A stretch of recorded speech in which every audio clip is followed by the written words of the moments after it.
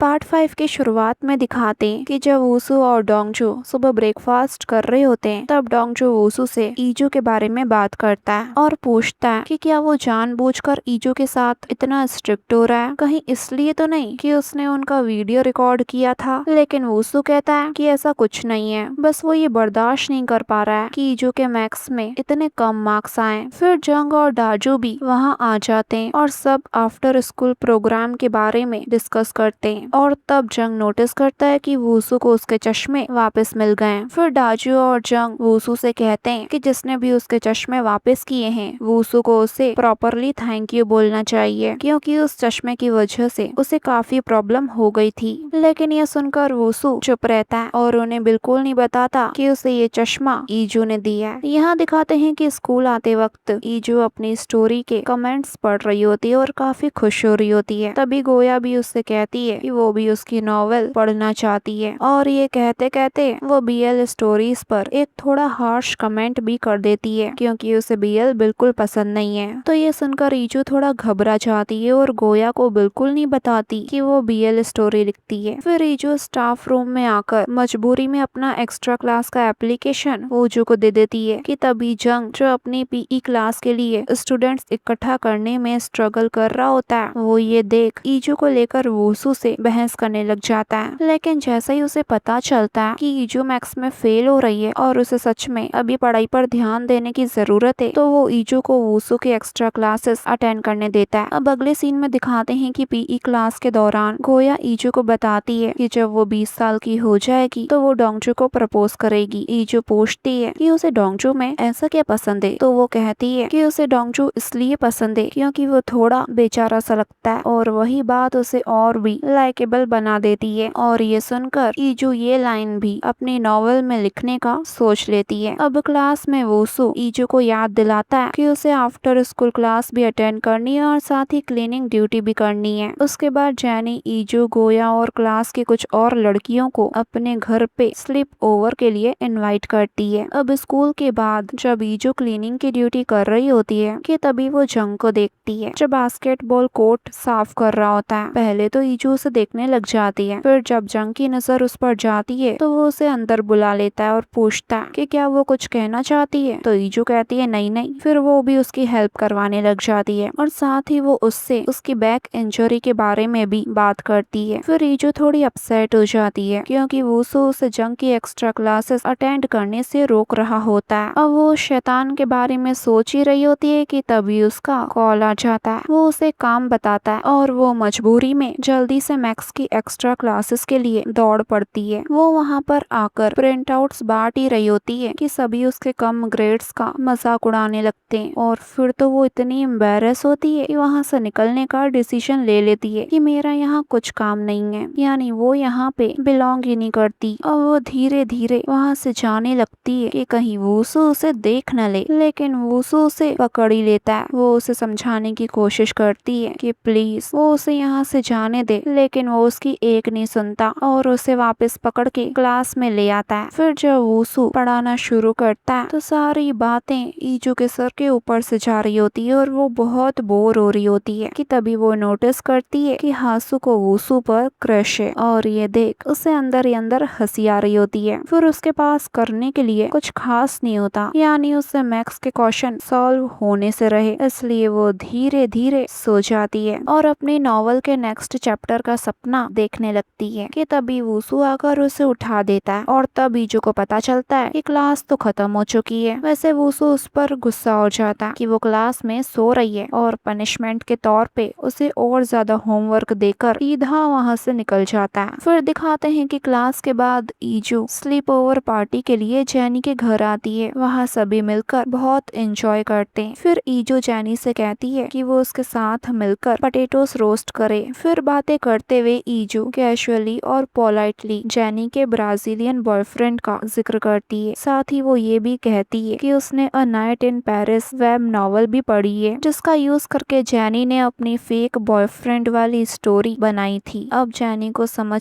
आ जाता है कि ईजू शुरू से उसका बॉयफ्रेंड वाला सच जानती थी। फिर वो उसे बताती है कि उसका कभी कोई बॉयफ्रेंड रहा ही नहीं है और उसने कोरियन लैंग्वेज भी इन वेब नॉवेल्स को पढ़कर ही सीखी है। अब दोनों लड़कियां अपने रीडिंग के शौक को लेकर एक अच्छा बॉन्ड शेयर करती हैं, लेकिन ईजू अपनी बीएल स्टोरीज पढ़ने और लिखने वाली बात अभी भी सीक्रेट ही रखती है। फिर उस रात पांचों लड़कियां साथ बैठकर आसमान के तारे देख रही होती है कि तभी अचानक ईजू को अपना मैक्स का होमवर्क याद आ जाता है, लेकिन वो उसे करने से मना कर देती है और बिना होमवर्क किए ही अगले दिन सीधा स्कूल चली जाती है। फिर स्टाफ रूम में आते ही ईजू वूसू को बता देती है कि उसने अपना होमवर्क कंप्लीट नहीं किया है। ये सुनते ही वूसू उसे डांट देता है क्योंकि उसने क्वेश्चंस ट्राई तक नहीं किए होते। वो उसे काफी डिसअपॉइंटेड भी होता है क्योंकि वो काफी कोशिश कर रहा था कि ईजू को मैथ्स में इंटरेस्ट है। तो वहीं ईजू को समझ नहीं आता कि वूसू एक सिंपल से होमवर्क के लिए इतना इमोशनल क्यों हो रहा है। अब शाम को दिखाते हैं कि ईजू लाइब्रेरी में बैठी होती है और अपनी नॉवल का एक नया काफी बोल्ड और डिटेल्ड चैप्टर लिख रही होती है, जिसमें उसने काफी सारे रोमांटिक मोमेंट्स डाले होते हैं और वो भी एकदम स्पाइसी टाइप के। लेकिन तभी उसे एहसास होता है कि कोई तो उसके पीछे है और जब वो पीछे मुड़कर देखती है तो कोई और नहीं, वो तो वूसू ही होता है। वो उसे देखकर एकदम शॉक हो जाती है और जैसे ही अपना लैपटॉप बंद करने जाती है वो उसे रोक देता है और उसे हटाकर उसकी जगह पर बैठकर उसकी नॉवल को पढ़ने लग जाता है। और इसी मोमेंट पर ये पार्ट पूरा होता है गाइस।